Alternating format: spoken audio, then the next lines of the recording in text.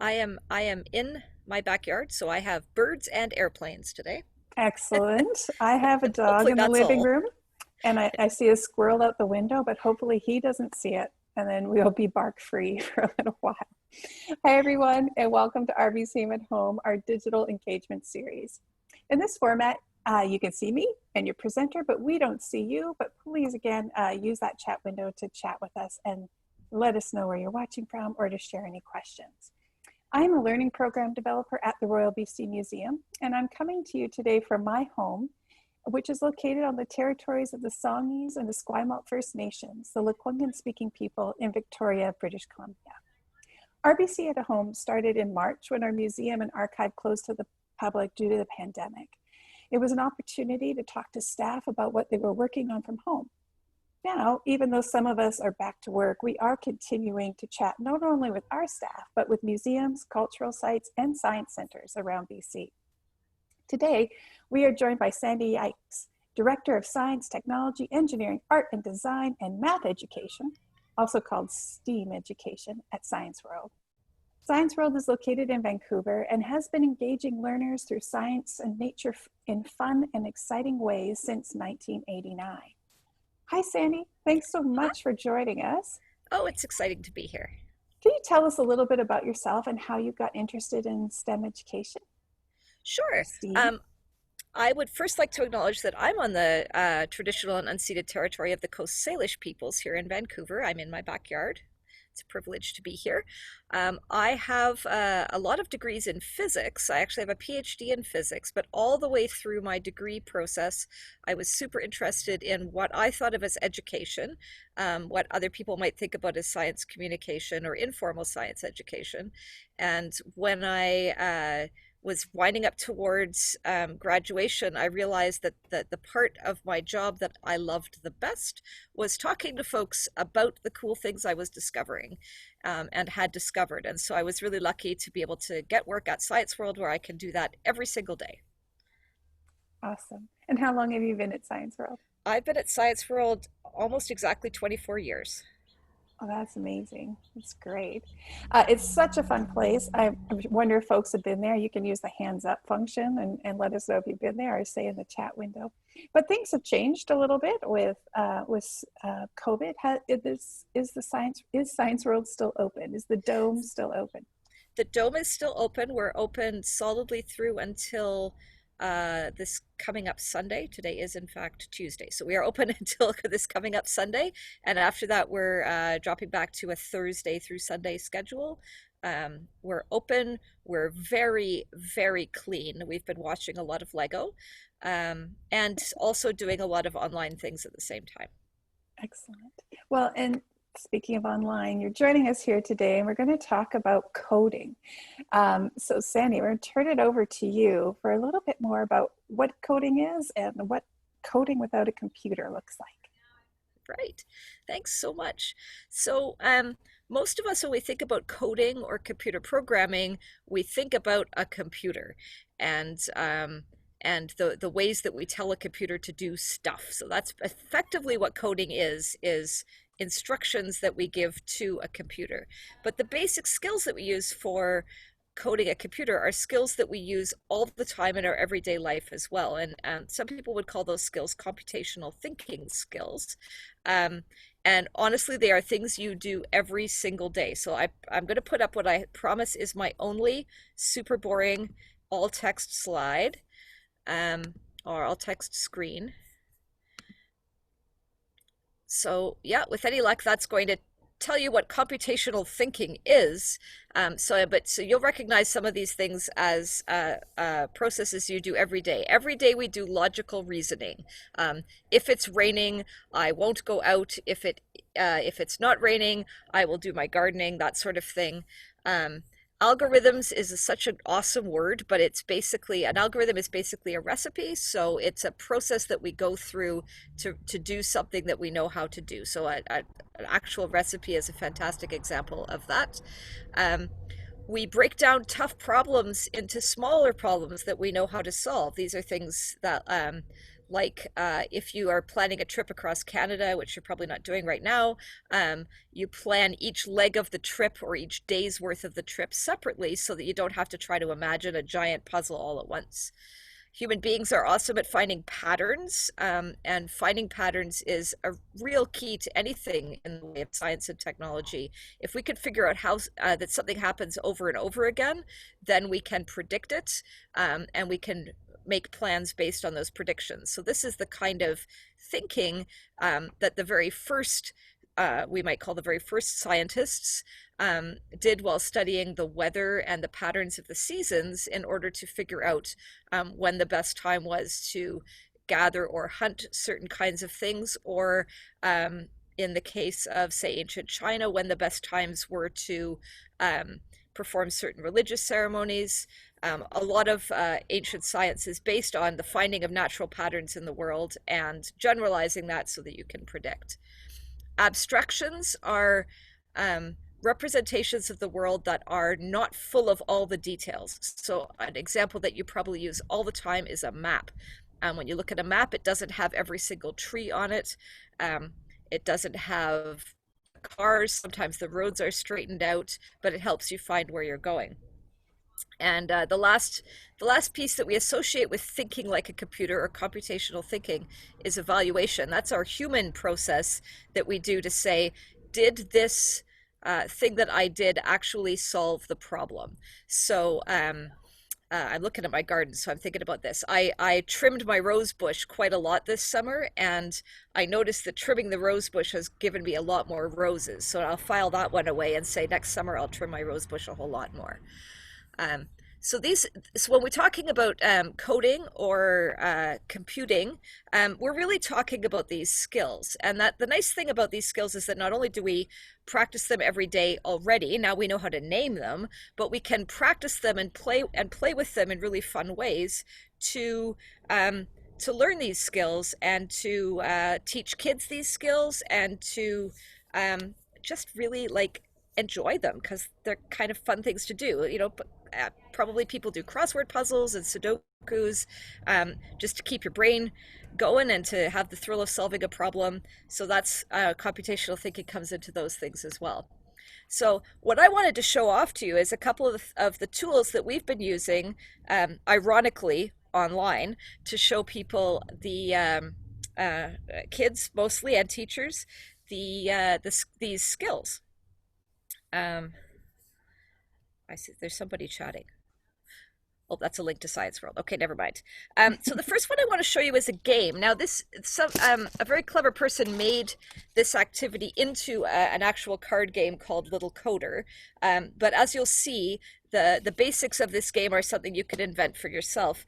It's a set of cards, and the idea here is that you're coding another person to do something. So there's a bunch of challenges that will say things like, create instructions to get the other person to dance around the room from A to B.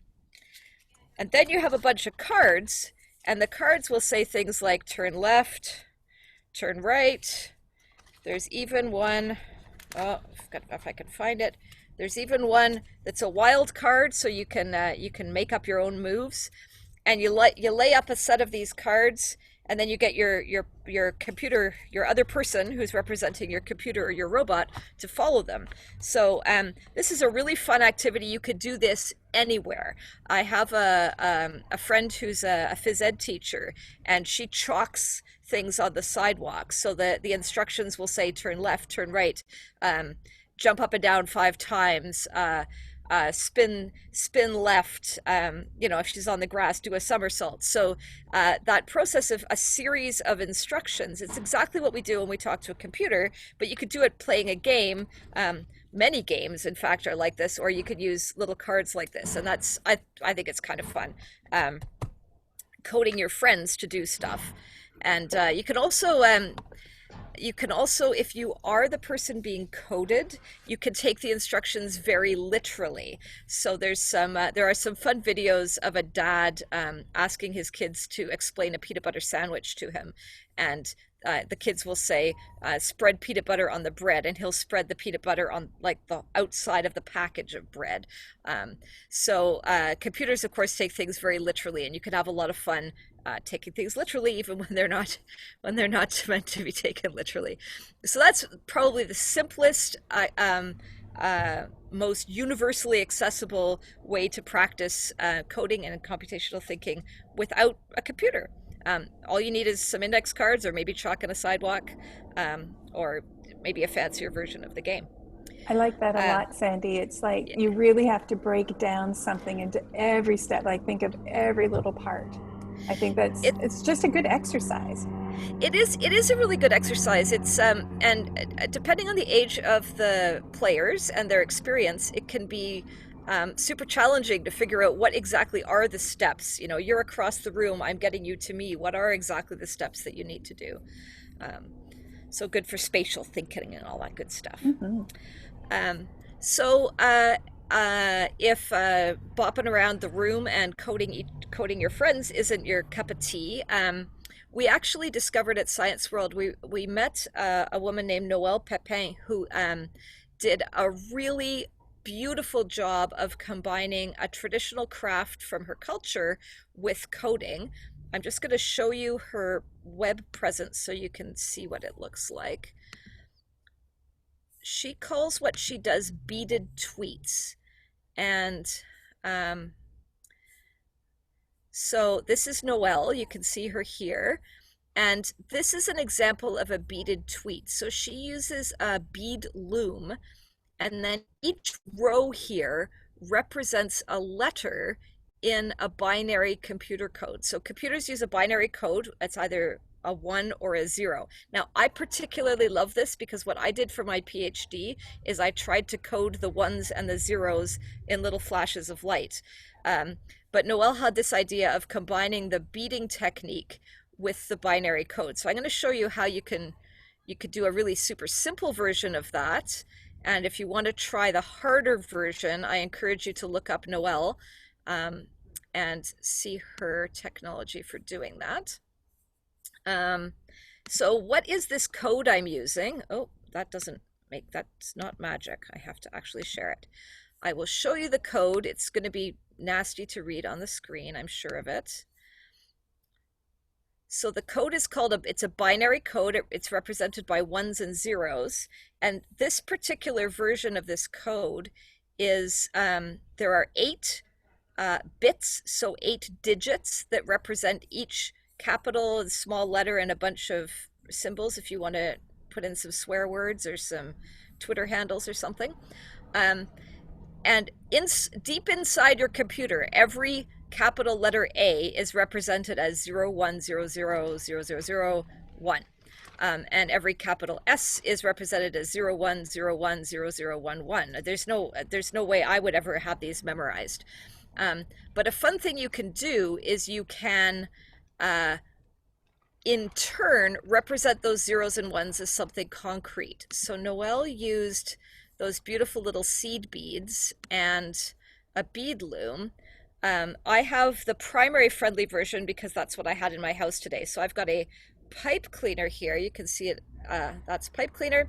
And I have orange beads and green beads. So I'll try to remember what I'm doing here. I'm going to represent my zeros as green beads and my ones as red beads. And I'm going to try and make an S.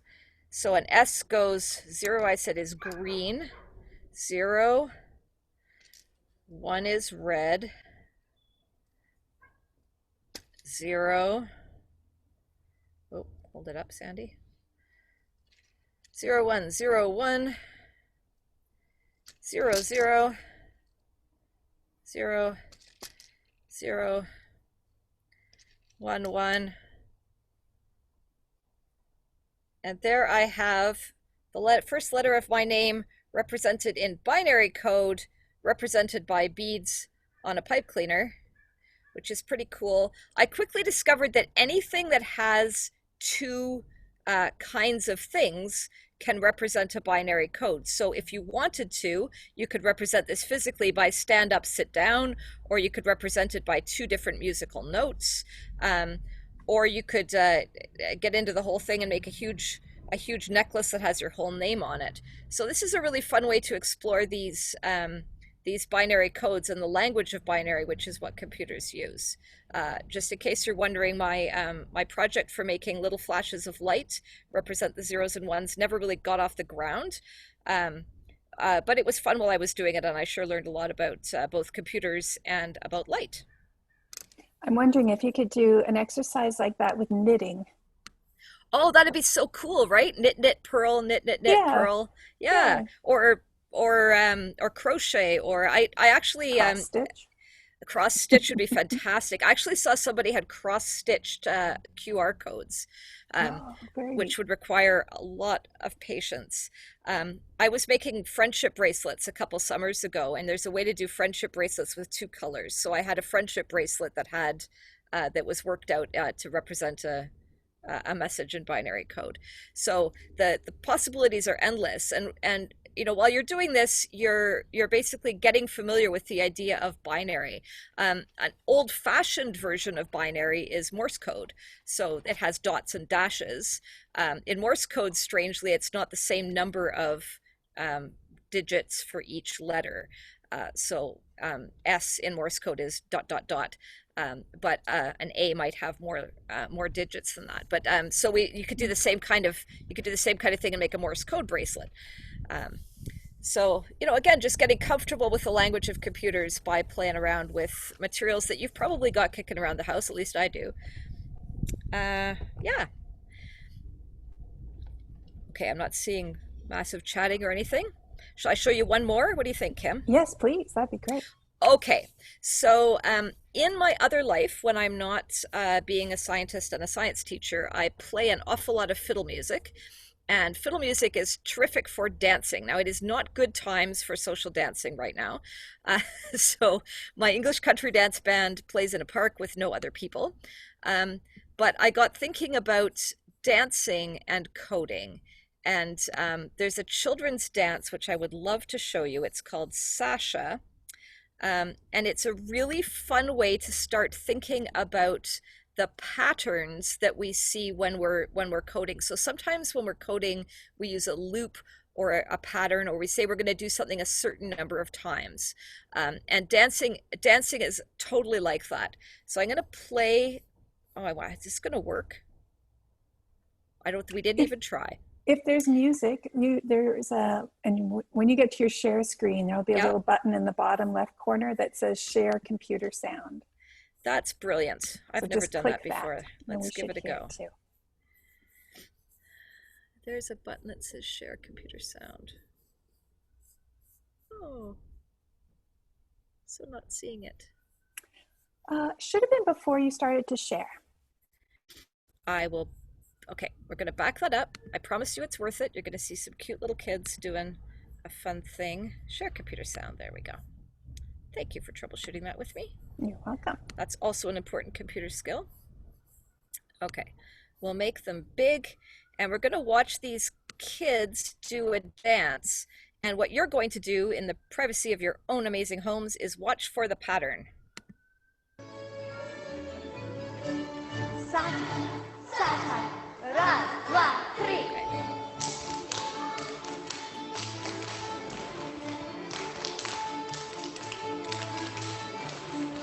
La, la, la, hey! Hey! Da, da, da.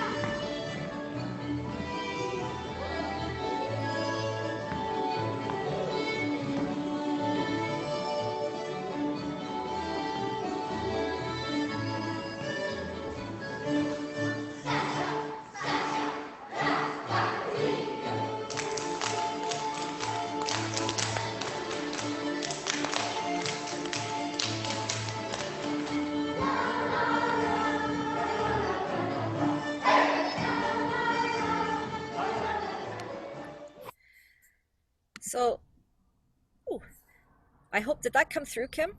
It was a little bit choppy, but I Okay, think I could still see some patterns showing up. you get the idea. Well, so when we teach this dance, we usually teach it as right, right, right, left, left, left, both, knees, knees, knees, repeat.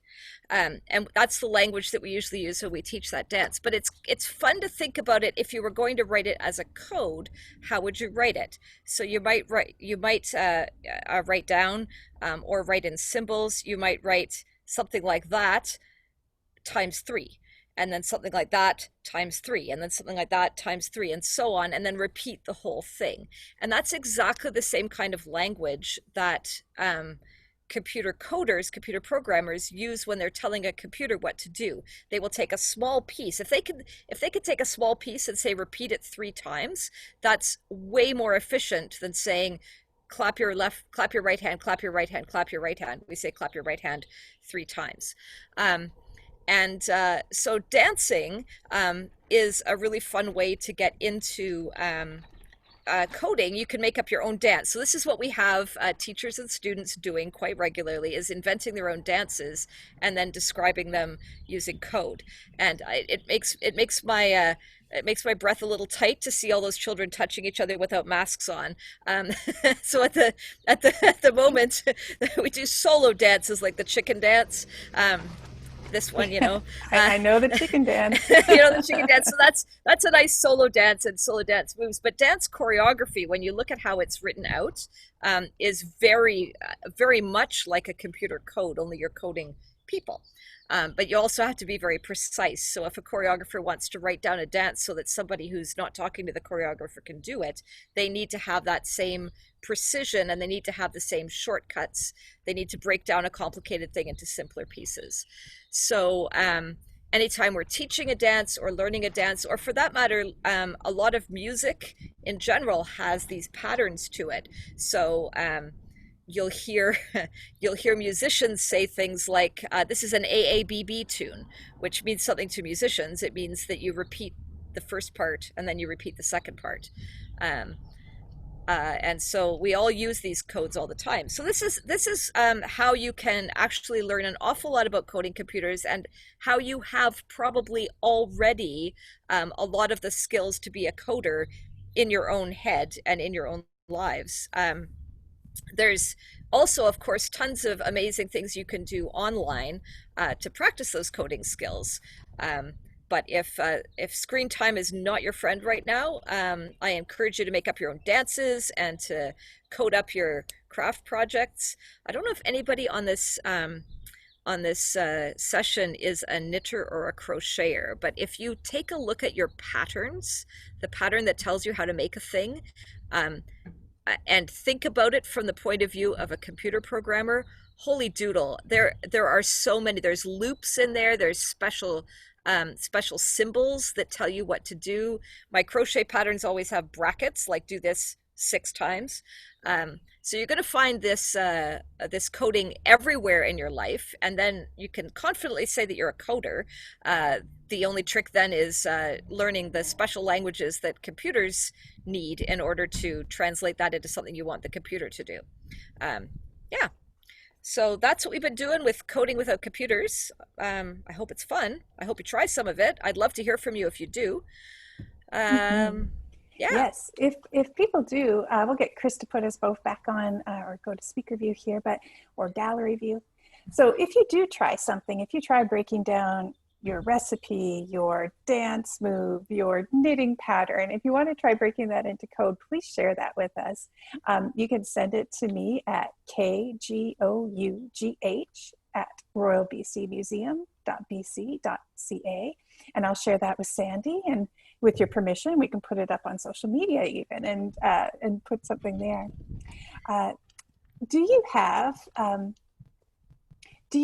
a sort of a personality type of what makes a good coder? It sounds like someone who really can pay attention to detail. Is there anything else? Paying attention to detail is really important, especially when you get into the languages that computers use, because sometimes they care about, the indentations and the placement of semicolons and stuff. I think the other thing is patience, because computers do what you tell them to, which might not be what you meant to tell them to do. Patience and just logical thinking. I think most of us can develop those skills pretty easily, but just being able to sort of work through a problem step by step. Um, I know in the Second World War, when they were looking for people to do decoding, they looked for folks who were really good at solving cryptic crossword puzzles, because that requires that same kind of it's patience, attention to detail, and just the ability to work through something logically. What are the possible options and what are the impossible options? And speaking of that sort of cryptic coding and the war, I'm thinking of some documentaries and things I saw showing, a number of women working in that kind of field. Are there a lot of women doing coding? Well, this is an interesting history. So at the moment, the field of computer science is actually really low on women, which is unfortunate. But in the early days, when computers first started, and even before there were mechanical and electric computers, what was meant by a computer was somebody who could carry out those mathematical steps. And all the early computers, if you think about a movie like Hidden Figures, the computers were people, mostly women. And the earliest computer programmers, a lot of them were women because they were taking that same skill set and applying it to the machines. The challenge came with the invention of personal computers in the, I guess, late 70s, early 80s. And for reasons, I don't know what the reasons were, people bought them for their sons. And so there was this whole generation of boys and young men who had grown up with personal computers where their sisters weren't allowed to play with them. Um, you might guess that that was not the pattern in my house, but and so there was this real downturn where the boys got to higher education with a lot more experience than the girls did. What we're working on fixing that. Definitely, the field could benefit from having a lot more diverse voices. Absolutely. Well, Sandy, thank you for adding your voice to our conversation today and really jumping in at fairly last minute. And we truly appreciate that. It's been so fun to be here. Great. And learning about coding, I always thought coding was not something for me, but now I think I could give that a try. I'm going to give it a try. I'm going to think about that. I'm just learning to knit, so maybe not with knitting, but I'm going to think about how I might apply that. So Nice. if you joined us late or you missed something and you want to go back to it, this has been recorded and you will find it at the Royal BC Museum's YouTube channel. So please have a look there. The Royal BC Museum has reopened and we are ready to welcome you back. You can find out more on our website about time, tickets, and exhibits. We will be continuing our at home kids, and at outside for the foreseeable future, and links for all of those programs are posted on our website. Next week, we're going to be taking a virtual tour of the Sikh Heritage Museum in Abbotsford, so please join us. And until then, take care of yourselves and take care of one another. There, we've left